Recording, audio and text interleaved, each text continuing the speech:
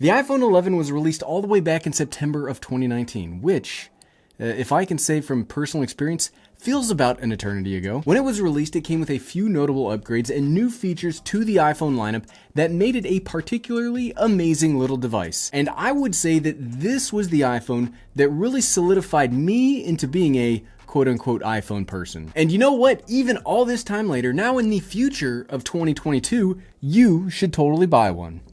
So why is that? Let's find out. Made it 3 years just to break it right there. What's up, everyone? I'm the Everyday Dad, and if I can figure it out, you can figure it out. No kidding, I love the iPhone 11. Like I said, prior to purchasing this phone, I'd had the iPhone 7 Plus and an iPhone XR, but I still dabbled around and never really considered the iPhone to be my perfect sort of phone. I bought this even before my general tech with Apple flavoring pivot in the mid-2020 timeframe. When I bought this, I was still a camera channel. I hadn't even planned on buying an iPhone 11, but you know what? I am very glad I did. As it's been a couple of years since we've even thought about the specs of this phone, let's quickly go over them before I start laying out the reasons to buy it. The iPhone 11 comes equipped with the A13 processor. For comparison's sake, the latest iPhone 13s have the A15 processor. It has a 6.1-inch liquid retina display, dual wide and ultra wide angle cameras, 64 gigabytes of storage at the base, and a reported 10 hours of battery life. All in all, that's not too bad. Normally here, I also mention how much that base model and higher end storage options would cost, but I'm going to keep that, imagine the prices right here, I'm going to keep that in my back pocket for a second because spoilers, it's like the main reason to buy the phone. The first reason you should buy the iPhone 11 in 2022 or 2023, I guess, if you're watching this a year from now, you can buy these for far less than anything else in the Apple system, barring the iPhone SE. But we already had a video about that, and I would highly recommend the iPhone 11 over the SE, but if you want to see more specifics and more comparisons on that, that's in its own separate video. It's not what we're talking about today. Whether you are looking on the Amazon Renewed store or the Apple refurbished website, you can find the base model iPhone 11 for around $400. Specifically, that's $419 for Apple or $417 for Amazon.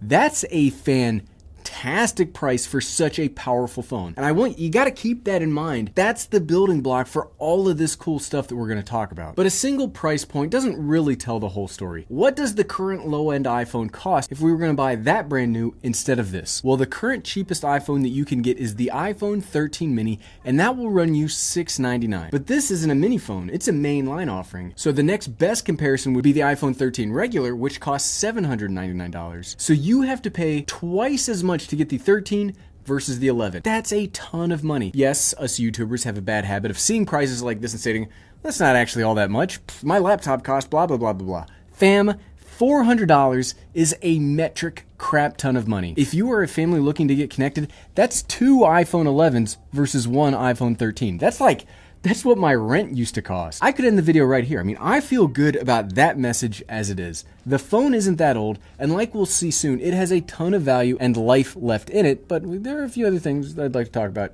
here. So the next reason to buy it is the processor. Well, okay, yes, the processor, but more what the processor represents. Like we said in the specs, the iPhone 11 comes with the A13 chip. While yes, this is a 6-core CPU with a 4-core GPU that can absolutely rival desktop processors from the year prior to its release, power on a cell phone is only worth so much, right? If I can make my calls, text my blue bubbles, and watch awesome YouTube videos like the Everyday Dad, what else do you really need? Well, my friend, I'm glad you clicked on this video because I'm going to tell you, you need relevance. That's the unique thing about Apple iPhones, is they are relevant for far longer than any other phone by any other phone maker out there. When I say relevant, no, I don't mean, hey, look, that celebrity used the same phone that I do when they got caught in the tabloids or whatever. I mean it will be up to date with operating systems, security patches, and all sorts of upgrades for far longer than anything else. We did the math on this in that iPhone SE video, but I want to transport it over here because I think it is a very good way to demonstrate what I'm getting at. The iPhone 6s has the A9 chip inside of it. You might be, Gary, why are we talking about the A9? Well, the iPhone 6s is the oldest phone to get iOS 15, and that was its 7th year of support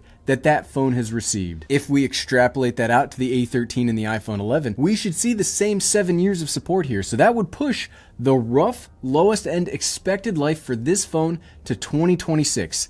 That's 4 years from now. There are brand new phones that will be released this year that will not be supported that long. That's also taking numbers from an A9 processor. My assumption is that as Moore's law slows down and updated processors are having less and less astronomical improvements over time, I would expect the lifespan of these phones to stretch out. I don't have hard numbers or proof of this, but I would be surprised if the A13 wasn't relevant for a decade. Seriously, I could easily imagine 10 years of support for this phone. That pushes you out to 2029 for updates. Sure, the new iPhones will go out even farther than that, but having a phone that gets all the cutting edge technology for even those 4 years, there is no one else that will provide that to you, and a serious reason from a practical and economic standpoint to buy the iPhone 11. I mean, that's price and then relevance for that long. It's like after every one of these sections, we could end the video. The next reason you should still buy the iPhone 11 are the cameras. I don't know about you, and I mean I don't know about you literally because you are on the other side of this camera. I'm looking at a lens right now. But for me, my phone is absolutely my family camera. This is not a brag, just a statement of fact, but I have a ton of quote-unquote professional camera equipment because of all this YouTube stuff I do. And I only use that equipment for YouTube videos. I almost never break it out to do anything with the family because it's big, it's heavy, it's just a pain in the butt to use. My phone is my actual family camera, and the iPhone 11 has fantastic options. These might not be at the same crazy level of the iPhone 13 variety, but I'll think you'll be able to use this to great effect. The two main reasons I purchased this back in the day was the ultra-wide camera on both ends of this phone. And those are just fun pictures to take. You might not use ultra-wide pictures all of the time, and they don't work for everything, but they're just a ton of fun. For selfies, if you are running any kind of social media presence, you end up taking a lot of selfies. But if you use the regular wide-angle camera, it always ends up being like just your face. And that's not exactly the best, especially if you're trying to do a portrait selfie, and then it has to crop in a little bit more, and then it's just like your eyeballs and your nose. The ultra-wide-angle camera here helps out with that a bit, giving you far more context to what you are doing. Unless you have very good interpretive eyebrows. Can I do any kind of like interpretive eyebrow stuff? I can't really see. I don't think so. But unless you're really good with that, this is probably the better option. You can also do 4K 60 frames per second recording and 1080p 240 frames per second recording.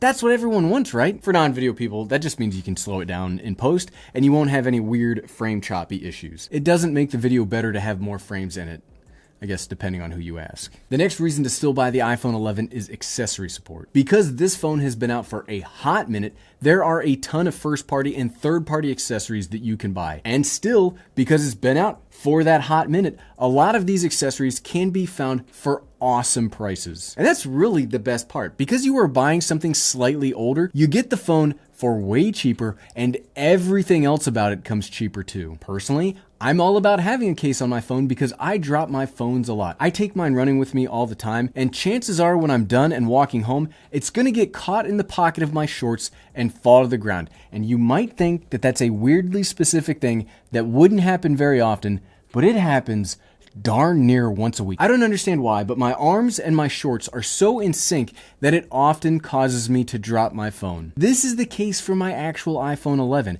and I assume it spent more time on the ground than actually in my hands. Don't judge me. Seriously, off script for a second. I have no idea how this happens to me so often. Like, I now walk back from my runs with my arms somewhat outstretched because I drop my phone so many times. Put a case on your phone, people. Another reason to buy the iPhone 11 is battery life. Now, it's not that the battery life is fantastic in and of itself. 10 hours is good, but the new phones have like 20 plus hours of life, and that's the craziest stuff I've ever seen. It's that the iPhone 11 has much better battery life than other phones that you could get for the same price. The iPhone SE2 is a great phone, and I don't understand why it gets so much hate, but it does leave something to be desired in how long it can stay on. The iPhone 13 mini, which again costs almost double what this does, has essentially the same battery life. I don't know why the streamed versus regular playback is different, but essentially it's the same battery life, and that's pretty good. And again, for any Android phones, well, it's at worst comparable to those, and like I said, an Android phone released at the same time as the iPhone 11 probably has already hit its end of life updates.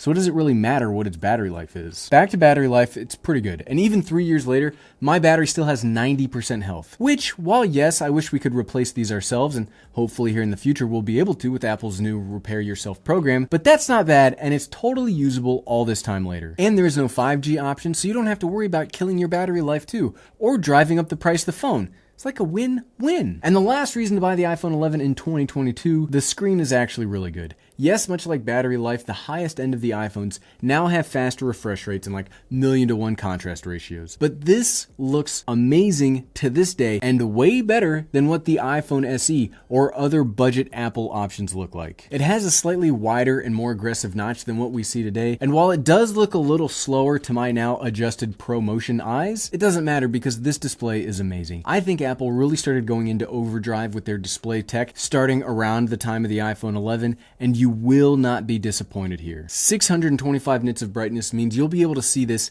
everywhere, and the screen is big enough that even my rapidly aging eyes can still make out all of the text that I need to see. But at the end of the day, so what, right? Look, the iPhone 11 is straight value added. I didn't realize this myself until we did that iPhone SE video, and I really got the chance to break this thing out again and see how much you can buy these for today. It's a highly capable and highly budget-friendly phone that is the best budget phone that I think you're going to find, period. It's better than the stuff that's called budget, and it's cheaper than the stuff that's called current. It's a great little nexus of a phone that will continue to get software updates for years to come from today, not just at its release time. It'll get years of updates from today, and it will make sure you aren't breaking the bank to get something legitimately functional. I don't know what else to say. This is about as close to a 100% win as I think you're gonna get. But what about you? Are you still using an iPhone 11? Let us know in the comments below, because I think that would help a lot of other folks seeing that other people are actually still using it. And if you like this video and you would like to see the genesis of this video's idea, you can find my video about why you shouldn't get the iPhone SE,